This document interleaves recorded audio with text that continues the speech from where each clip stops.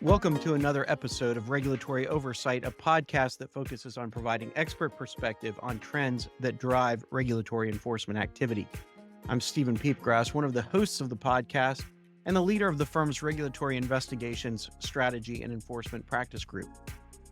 Our podcast features insights from members of our practice group, including its nationally ranked State Attorneys General team, as well as guest commentary from business leaders, regulatory experts, and current and former government officials. We cover a wide range of topics affecting businesses that operate in highly regulated areas. Before we get started today, I want to remind all our listeners to visit and subscribe to our blog at regulatoryoversight.com so you can stay up to date on developments and changes in the regulatory landscape. Today, my colleague, Judy Jagdmann, is joined by a very special guest, Oregon Attorney General Ellen Rosenblum. Judy and General Rosenblum will discuss the journey that led General Rosenblum to her position in the Oregon Attorney General's office. They'll also talk about the significance of cultivating and nurturing professional relationships and the crucial role of mentoring in shaping the future of young lawyers. This is a conversation I think we will all enjoy. Judy and General Rosenblum, I know we're all looking forward to today's discussion. Thank you, Stephen, for that introduction, and thank you, General Rosenblum, for being with us today. By way of very brief background, General Rosenblum is a former federal prosecutor and state trial and appellate judge. She is the first female state attorney general in Oregon's history. She was elected in 2012 and re-elected in 2016 and 2020. General Rosenblum has been active in local and national associations of lawyers, judges, and attorneys general, serving at the highest level. With her packed schedule, she still makes time to mentor those new to the legal profession, sharing tips for a successful, balanced, and enriched life. In fact, earlier this year, General Rosenblum gave the keynote address at a retreat for the Women in My Practice group that includes the firm's State Attorneys General practice. General Rosenblum, thank you for being with us today. Thanks for having me, Judith. It's great to be with you. Let's begin with an overview of the role and responsibilities of a state attorney general. You have been Oregon's attorney general since 2012. How do you describe your job and the duties of the Oregon Department of Justice? Well, I'm really proud to be the Attorney General for the state of Oregon. I'm now almost 12 years in, so I hope I know how to describe what I do. By statute, I'm the Chief Law Officer of the state, which I explain to people as basically meaning that I have a client, and that is the state of Oregon. I represent the state, and basically it's a kind of monopoly. I represent all the state agencies, boards, and commissions, the governor, the legislators, when they ask for legal advice. I don't just offer it, but when they ask, I give it. But that said, I also see myself as the people's attorney. In fact, I even sometimes describe myself as the mama bear, looking out for her cubs. There's so much that we do on behalf of vulnerable people in our state. You know, older Oregonians, children, immigrants and refugees, students saddled with debt. The list goes on. So I see my role as both being the lawyer for state government, but also looking out for those who need some help, maybe aren't all that familiar with how to even go about hiring a lawyer if they needed to. Now, I'm not their lawyer in that sense, but I can look out for all the most vulnerable in my state, in my role, in my bully pulpit, and in the initiatives that I choose to enact while I'm AG, and there have been quite a few. So that's kind of how I look at what I do. And I have a wonderful staff of 1,400 to help me do that. Believe me, I don't do this alone. We have 10 divisions. We have trial division, appellate division, we have child support division, we have consumer protection, child advocacy, criminal justice, and the list goes on. So there's a lot that we do. People don't really quite understand the breadth of what attorneys general offices do. In reviewing your resume, we find that you've had a varied career, from a small firm lawyer to a federal prosecutor to a trial court judge and now attorney general. How have these different roles shaped your perspective on the legal profession and your approach to your current role as attorney general? Well, first, I can't imagine not being a part of the legal profession. It's my identity, it's my life. My dad was a law professor. I grew up in a family where words like equal protection and due process were household words. That might seem a little strange, but when I think about my career and the various jobs that I've been able to hold as a result of that wonderful piece of paper called a JD, it's a little bit hard to separate out and say, okay, how did this particular role affect, where I am now? But I will say that throughout all of these opportunities that I've had in my career, which is now close to 50 years, I feel like there's some common threads.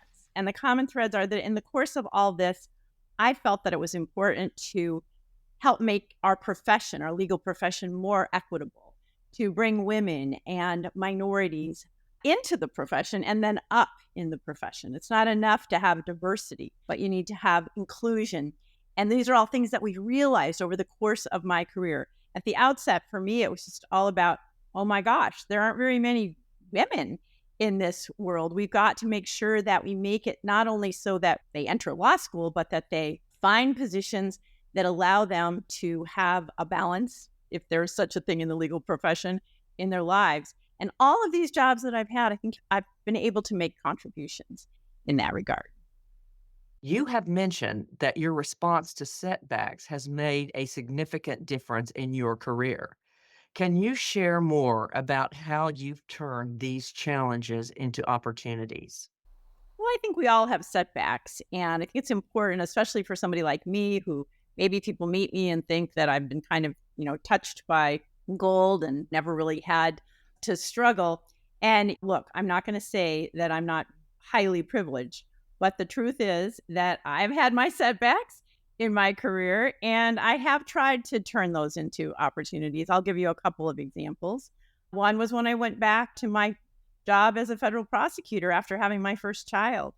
I had a pretty big, important case when I left on maternity leave, and guess what? That case had been transferred to somebody else, to a male colleague, while I was on leave and was not transferred back. I was really ticked off. Okay. So what I did, instead of quitting my job or making too big of a stink about it, I ran for the Oregon State Bar Board of Governors when I had a little baby, and I was elected, and I was the second woman ever to be elected to that board. I was the first government lawyer. I was still an assistant United States attorney, and I was the first with a brand new baby. And I put her in a little pack and carried her to all my board meetings. So that's an example, I think, because after that, I was in a much better position for my career to develop beyond the federal system into the broader world of private practice. Although I didn't go back into private practice, but I got to know a lot of the leaders in the bar. And I was then able to have a better shot at the judiciary, which is what eventually I did do. Another example was that a little bit closer to home, that when I retired from being a judge after 22 years, the reason I retired when I did was because I had decided that I wanted to move up in the ranks, if I could, of the American Bar Association, where I had held the office of secretary before going on the Oregon Court of Appeals. So I left the judiciary to run for ABA president. And it turned out that just wasn't the right year to be doing that.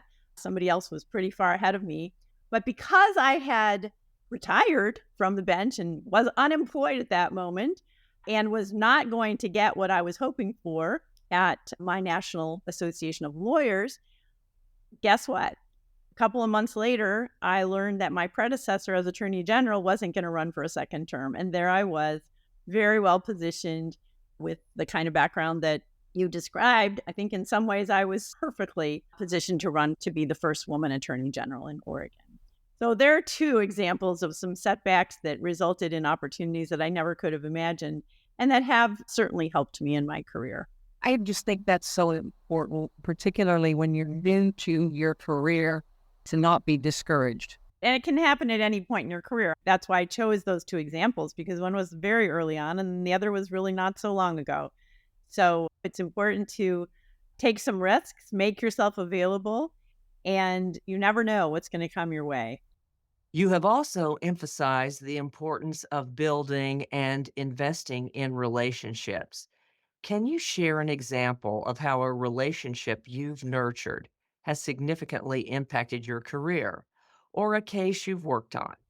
I just cannot overemphasize the importance of developing and, investing in relationships. I think this is the key to success and to happiness, both in your career and frankly in your personal life as well. And I think that an effective woman lawyer makes it a point to develop relationships and to nurture them, whether it's on your side of the aisle or across the aisle, which can take you further and elevate a cause even higher than you ever imagined. So for me, fortunately, it was kind of a natural thing because I really am a people person. And from the beginning of my career, when I was only 24 years old, I didn't really have many women to look to for mentoring or even role models. So I looked to a number of men. And I'll tell you, I've had some amazing men in my life who sort of took me on as maybe not formal mentorship, but really served as connectors to me in the relationships that I was able to build that led to some of the positions that I was able to obtain fairly early on in my career. So I was a judge by the time I was 38 years old. And before that, as I said, I just went pretty much directly to law school. So early on in my 20s, I had this one particular judge, Judge Ed Levy, who just recently passed away, was the juvenile court judge. And as the juvenile court judge, I, had court-appointed cases appearing before him. And I guess he thought I did a halfway decent job because it turned out that Judge Levy recommended me to help start the branch office of the United States Attorney's Office in Eugene. And that was kind of the beginning of my federal career. And Judge Levy and I stayed friends. He became a federal judge. He became first a magistrate judge, then an Article III, then a Ninth Circuit judge, and just passed away recently at the age of 94, I believe, maybe even a little older. And at his memorial, I was able to talk about how he had taken me under his wing early on in my career, and as the juvenile court judge had taught me a few things and then recommended me to the United States attorney for that position. So that's one of many, individuals who have helped me along the way.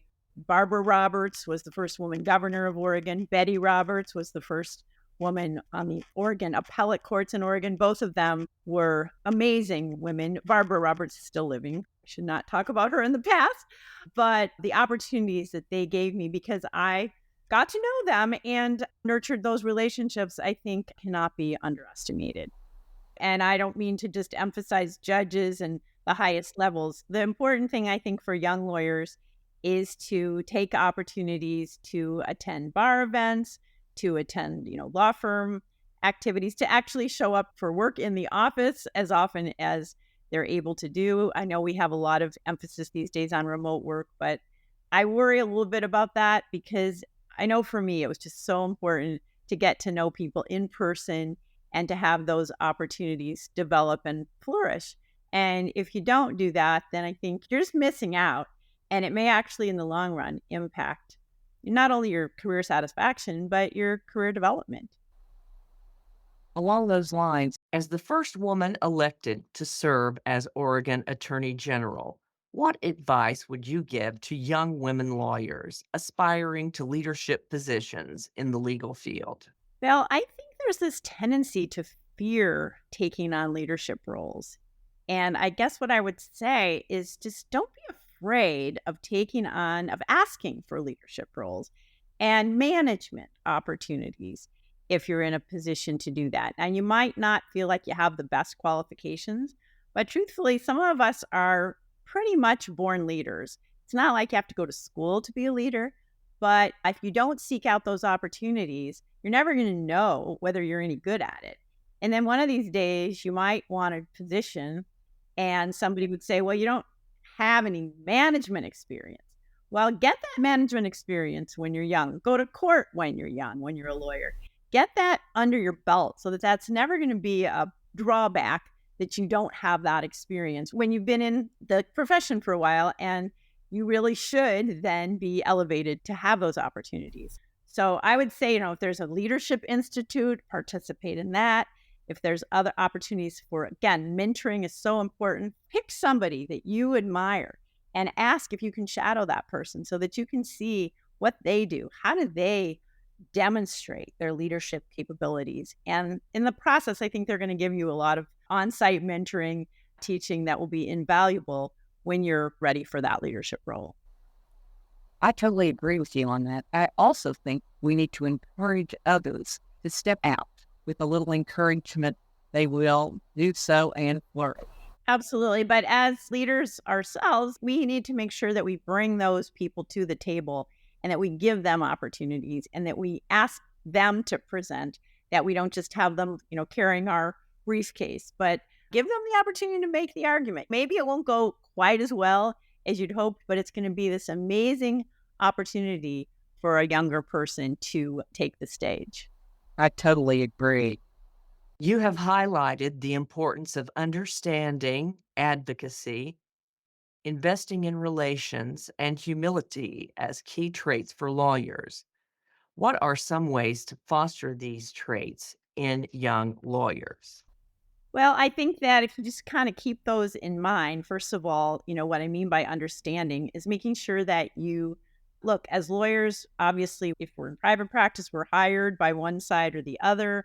If we're in my role as Attorney General, I represent the state, I'm the prosecutor in cases, but it's really important to understand all sides. Take the time to carefully read the opponent's position, whether it's a brief, whether it's an oral presentation. Don't give short shrift to understanding all sides of an issue and a problem, because if you don't do that, then I think you're going to miss out. And I think that a judge is going to take you on, whether it's in a trial or a appellate courtroom. It's kind of like not having really done your homework. So I would say that's kind of key, is understanding. Look, we are advocates. And, I was a judge for 22 years, but even when I was on the Court of Appeals, I was an advocate for my position. And so I would simply say, keep in mind that that is the role of a lawyer. It's a badge of honor to be an advocate. Now, you don't necessarily need to be an overly zealous advocate, and there's some issues there about whether that ever was the right word to use in our ethics codes. But we all, as especially women lawyers, I think we understand that there's a lot of ways to be effective in advocacy. And often that does not mean even going to trial. It means trying to get a case mediated early. It means trying to get people to the table. It means, again, kind of getting to know people. When I was a young lawyer, I actually represented Ken Kesey in a major lawsuit that he brought. I was 25 years old, but I was the one that was able to actually talk to and get to know the lawyers, the big time lawyers from LA on the other side of the case. And because of that, I felt that we were able to get to a resolution much more quickly of his lawsuit over the filmmakers of the Academy Award winning movie, One Flew Over the Cuckoo's Nest. So I've always, ever since then, truly believed, kill them with kindness. You do it with juries, you do it with lawyers, you do it with pretty much everybody, but you're always an advocate at the end of the day. And then we've already talked about relationships. I think investing in relationships, again, is a key to success and to happiness, both in your personal and professional life, and maintaining your humility. Look, we get to do some pretty big time stuff, but we always want to remember who we are, and that at the end of the day, especially if you have kids, it's helpful if you have kids, because my kids used to say to me when I was a judge, what was their little saying? Picky, picky, judgy, judgy. And that brought me right back to where, I was a mom and I was just a person, just a real person, at the same time that you have this honor to serve as a lawyer and as an advocate for your client. You have had such an accomplished career, and to be elected Attorney General and then to be reelected 2 more times, that is just an incredible feat on top of the other wonderful positions that you have held. We are so honored that you agreed to spend some time with us today for this podcast. General Rosenblum, in sum, you are known for understanding issues from multiple points of view, for your advocacy skills, for investing in relationships, and for your humility. You practice what you preach. In your view, is this the foundation for finding the commonality needed for progress?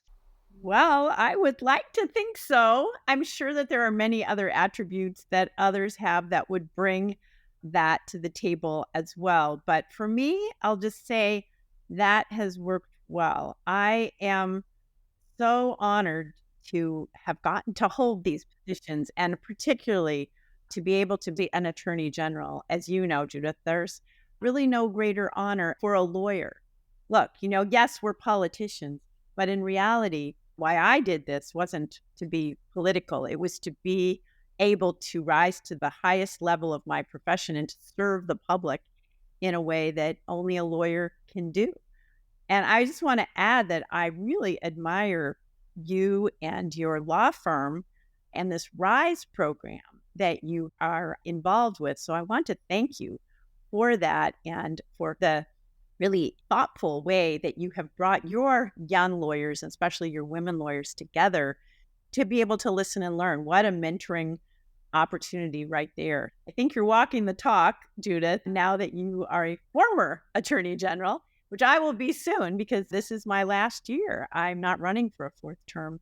So I'm excited to perhaps be back in the private world. I really don't know where that's going to lead me, but it has just been an incredible honor to serve and to meet all the people who work in this space, not just my colleagues who are fantastic, but all the people in their offices, and then all the wonderful lawyers and staff who work in the Attorney General space. And that includes, of course, Troutman Pepper. So thank you so much. Well, thank you for being on this podcast. We look forward to seeing you after your term ends. And thank you. I'm sure there will be big surprises and opportunities there. Judy and General Rosenblum, thank you for this enlightening conversation. I know, like me, our listeners enjoyed your candid remarks and invaluable insights. I want to thank our audience for tuning in today, too. Please make sure to subscribe to this podcast using Apple Podcasts, Google Play, Stitcher, or whatever platform you choose. We look forward to having you join us again next time. Copyright Troutman Pepper Hamilton Sanders, LLP. These recorded materials are designed for educational purposes only. This podcast is not legal advice and does not create an attorney-client relationship. The views and opinions expressed in this podcast are solely those of the individual participants. Troutman Pepper does not make any representations or warranties, express or implied, regarding the contents of this podcast. Information on previous case results does not guarantee a similar future result. Users of this podcast may save and use the podcast only for personal or other non-commercial educational purposes. No other use, including, without limitation, reproduction, retransmission, or editing of this podcast may be made without the prior written permission of Troutman Pepper. If you have any questions, please contact us at troutman.com.